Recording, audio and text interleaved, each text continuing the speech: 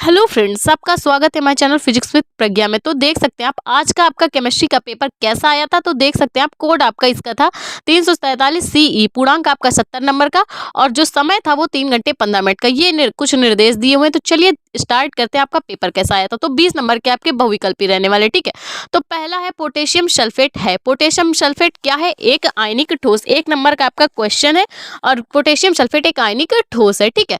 तो next question देख लेते हैं। 180 ग्राम जल में कितने मोल होते हैं? 180 ग्राम जल में कितने मोल होते हैं? 1 नंबर का आपका ऑब्जेक्टिव क्वेश्चन है। तो चलिए देख लेते हैं कितने मोल होते हैं। 10 मोल होते हैं। 180 ग्राम जल में कितने मोल होते हैं? 10 मोल होते हैं, ठीक है। नेक्स्ट देख सकते हैं आप अभिक्रिया A+2B उत्पाद के लिए वेग स्थिरांक समीकरण R is equal to A into B square द्वारा व्यक्त किया जाता है। तो अभिक्रिया की आणविकता क्या होगी? तो 1 नंबर का आपका क्वेश्चन है, बताना है आणविकता क्या होगी। 3 होगी इसकी आणविकता, ठीक है। तो चलिए नेक्स्ट देखते हैं। कैन्यूजारो अपक्रिया द्वारा फॉर्मल्डिहाइड बनता है किसके द्वारा? मेथिल अल्कोहल के द्वारा। 1 नंबर का आपका क्वेश्चन था, ठीक है। तो देख सकते हैं आप नेक्स्ट आपका था ये जो आपका फॉर्मल्डिहाइड वाला, ये थोड़ा उल्टा करके दिया हुआ है, ठीक है। तो कंफ्यूजन हो सकता है, ठीक। अंगा नंबर क्वेश्चन आप देख सकते हैं। RNH2 plus CHCl3 plus 3KOH gives to RNC plus 3KCl plus 3H2O। ये कौन सी अपक्रिया है? कार्बिल एमीन अपक्रिया, ठीक है।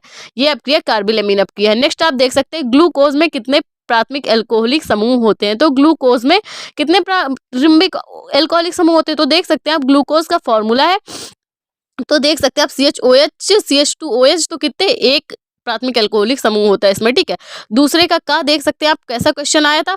फलक केंद्रित घनी FCC एक एकक कोष्टिका में परमाणुओं की कुल गणना कीजिए। 2 नंबर का आपका क्वेश्चन है, परमाणुओं की गणना करनी। 1 + 3 कितना आ जाएगा? 4 आ जाएगा, ठीक है। तो नेक्स्ट क्वेश्चन आप देख सकते हैं। 2 द्रवों A व B के वाष्प दाब क्रमशः 80 mm व 60 mm है। A के 3 मोल तथा B के 2 मोल मिलाने पर मिश्रित विलयन का कुल वाष्प दाब क्या होगा? 2 नंबर का आपका क्वेश्चन है, ठीक है। नेक्स्ट आप देख सकते हैं सिल्वर नाइट्रेट के घोल में कॉपर की छड़ डुबोने पर घोल का रंग नीला क्यों हो जाता है? इसको आपको बताना है। 2 नंबर का आपका क्वेश्चन है। शॉर्ट की दोष क्या होता है? ये आपको बताना है। 2 नंबर का आपका क्वेश्चन है, ठीक है। तो चलिए नेक्स्ट देख लेते हैं। नेक्स्ट क्वेश्चन आपके कौन से है? तीसरे का देख सकते हैं आप।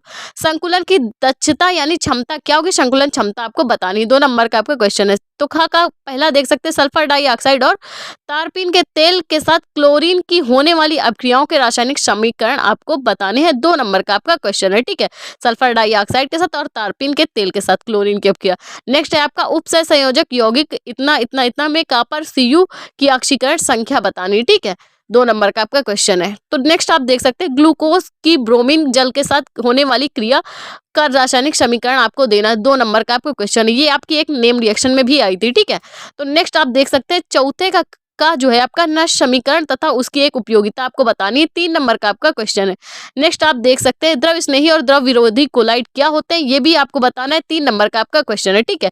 एस्टिलीकरण पर संक्षिप्त टिप्पणी करनी है। 3 नंबर का आपका क्वेश्चन है। नेक्स्ट आप देख सकते हैं घ नंबर प्रोटीन के विकृतीकरण पर संक्षिप्त टिप्पणी देनी है। 3 नंबर का आपका क्वेश्चन होने वाला है। तो नेक्स्ट आप देख सकते हैं पांचवे का है 27 डिग्री सेंटीग्रेड पर यूरिया M/10 विलयन का प्रसारण दाब ज्ञात करना है और आर का मान दिया हुआ है। 4 नंबर का आपका क्वेश्चन है। नेक्स्ट आप देख सकते हैं प्रथम कोट की अपक्रिया इतने में N2O5 की प्रारंभिक सांद्रता इतनी है। तो इस न्यूमेरिकल को आपको सॉल्व करना है। 4 नंबर का वेग स्थिरांक ज्ञात करना है। 4 नंबर का आपका क्वेश्चन है, ठीक है। संक्रमण तत्वों की 4 विशेषताएं बतानी है आपको। संक्रमण तत्व क्या होते हैं और उनकी 4 विशेषताएं लिखनी। 4 नंबर का आपका क्वेश्चन, ठीक है।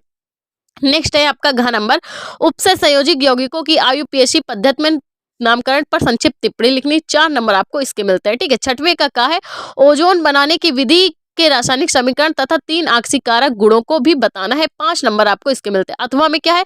अम्लराज यानी एक्वारेजिया क्या होता है? अम्लराज गोल्ड व प्लेटिनम से क्रिया करता है तो क्या बनता है? 5 नंबर का आपका क्वेश्चन है, ठीक है। मोनोहाइड्रिक एल्कोहल बनाने की 2 विधियों के रासायनिक समीकरण लिखिए तथा एथिल अल्कोहल के शांत सल्फ्यूरिक अम्ल H2SO4 के साथ विभिन्न ताप पर होने वाली अपक्रियाओं के रासायनिक समीकरण देने हैं। 5 नंबर का आपका क्वेश्चन है। अथवा में क्या आई है आपकी? अथवा में आई है रिएक्शन, नेम रिएक्शन। राइमर टीमन अपक्रिया बतानी है, कोल्बे अपक्रिया बतानी है। 2.5 नंबर के आपके क्वेश्चन है। 5 नंबर आपको इन नेम रिएक्शन के मिल जाते हैं, ठीक है। या तो आप मोनोहाइड्रिक एल्कोहल बनाने की विधियां बताइए या तो ये 2 नेम रिएक्शन आपको बताने हैं, ठीक। 5 नंबर आपको इसके मिलते हैं। 7वें में क्या है?